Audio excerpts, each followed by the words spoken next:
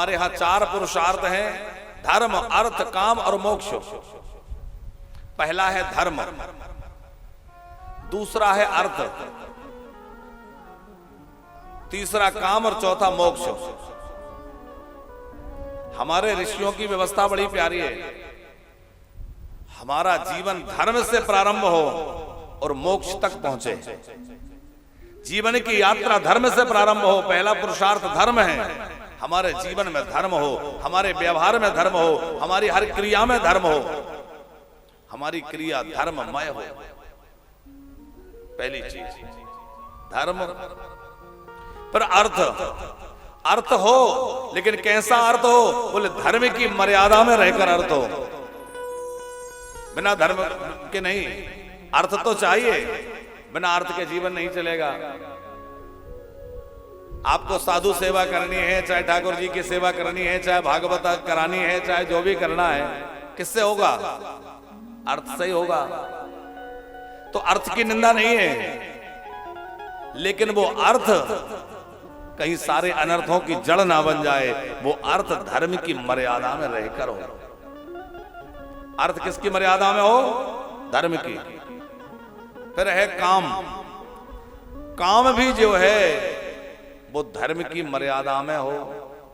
हमारे धर्म शास्त्रों के अनुसार काम माने कामनाएं, हमारी जो भी कामनाएं हैं, इच्छाएं हैं हो। देखो शरीर का अपना धर्म है, शरीर को भोजन भी चाहिए, वस्त्र भी चाहिए, सब कुछ चाहिए।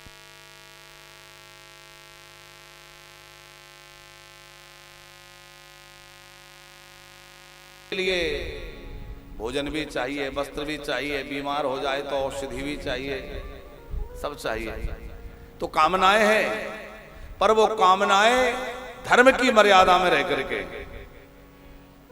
और कब तक धर्म का पालन करते रहना है? बोले जब तक हम मोक्ष को प्राप्त ना कर लें। चौथा पुरुषार्थ क्या है? मोक्ष पाना। क्या है? हमें मोक्ष पाना है। मोक्ष माने जहां से हम चले हैं वहीं पहुंचना है।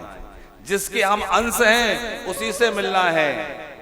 जिससे हमारा उद्गम है उसी में जाके समा जाना है। वो कौन है? वो हमारे ठाकुर जी हैं।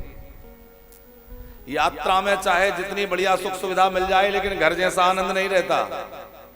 और ये जीवन एक यात्रा है, और हम सब का अपना घर हमारे प्रभु के चरण कमल हैं। जब तक ठाकुर जी के चरण कमलों में नहीं पहुंच जाएंगे तब तक सच्चा विश्राम नहीं मिलेगा। मन को यदि वास्तव में विश्राम देना है तो भैया भगवान का आश्रय लेना है। इसलिए जीवन की यात्रा धर्म से प्रारंभ हो और जीवन का समापन मोक्ष पर जाकर हो, मोक्ष प्राप्त हो जाए। ठाकुर जी की प्राप्ति करना ही इस जीवन का लक्ष्य है। और उस लक्ष्य को प्राप्त करने के लिए मानव देह से ज्यादा श्रेष्ठ और कोई देह नहीं है, और कोई साधन नहीं है। इसीलिए हमारे गोस्वामी जी कहते हैं, साधन धाम मोक्ष करि द्वारा, पाहि न जेहि परलोक संवारा। ये साधनों का धाम है, मोक्ष का द्वार है। और इस शरीर को पाकर भी यदि नहीं पाया भैया तो फिर बहुत भटकना पड़ेगा।